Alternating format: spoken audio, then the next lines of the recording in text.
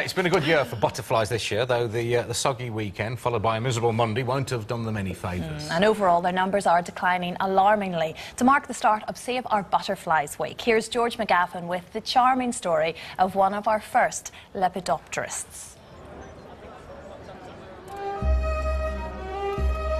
For me, this is a walk down memory lane, back to the place I worked for 25 years, the Oxford Museum of Natural History. And I'm here on the first part of a journey to see a very special creature. Inside these walls, there's a truly amazing treasure trove of objects, which are only here because of the curiosity of early naturalists. Back in the 17th century, many living things were collected, catalogued and named. And some of the names we still use today for our favourite butterflies, brimstone, tortoiseshell and red admiral, were given at that time.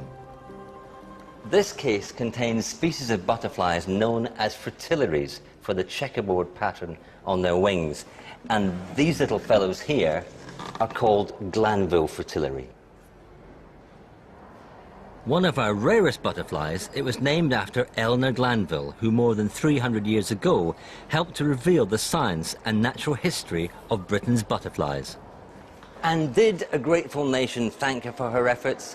Did they heck? She was branded a witch and a lunatic, and instead of her life and work being celebrated, she was condemned and then forgotten. Apart, of course, from this unassuming but beautiful little creature that still bears her name. Author Fiona Mountain is fascinated by Eleanor and has used her incredible life story as the plot for her latest book. So we've come to the Isle of Wight, virtually the only place the Glanville fritillary can still be found in Britain, to see if we can spot it.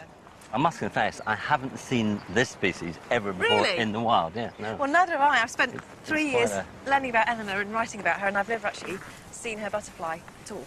Well, it should be round here, because this is the ideal spot for it.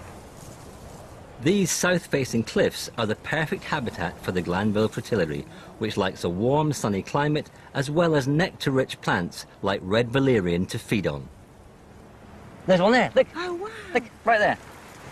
Now, I wonder if you could actually go on my finger. Gosh, they're so tame, aren't they? Amazing. I've actually touched, wow, I've actually look, touched the Glanville fritillary. Oh my goodness, look at that. Oh, wow. That is, I mean, for having seen them, Blown away. I've seen them in drawers in museums, you know, loads of times. But look at that. Oh, Glanville fritillary. Oh, isn't that beautiful, the underside of their wings? It is quite spectacular. Exquisitely beautiful. Once we'd found one, they all wanted a look in. Look at them all. There's a 10 here. Wow, look. Gosh. That checkerboard pattern isn't from the orange and black upper wings, but refers to the delicate and beautiful underwings, which are revealed when the butterfly sips nectar from the flowers.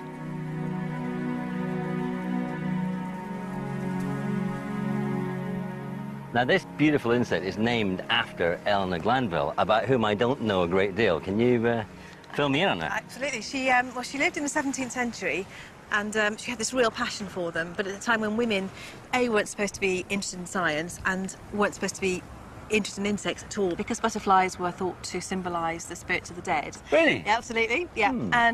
And she used to wander around her home in Somerset looking at butterflies. And collecting them? Slightly half-dressed. Yeah. Half-dressed? She didn't used to she wasn't dressed as a lady should be dressed. Oh, right. So she'd go out in the morning in her petticoats. Isn't it true that her second husband, Glanville, actually tried to claim that she was a witch? He did. He tried to claim that she was a witch and that she was a lunatic and that she turned her children into fairies. What? Good grief. Yeah, and she was obviously very, very impassioned about her subject and was prepared to pursue it even if people thought she was nuts. Yeah. This one,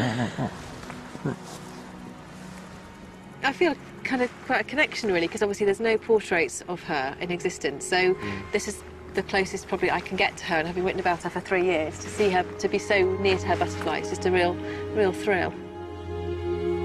Eleanor Glanville was a woman ahead of her time, and I think it's great that she hasn't been forgotten, but lives on in the name of this rare and exquisitely beautiful butterfly.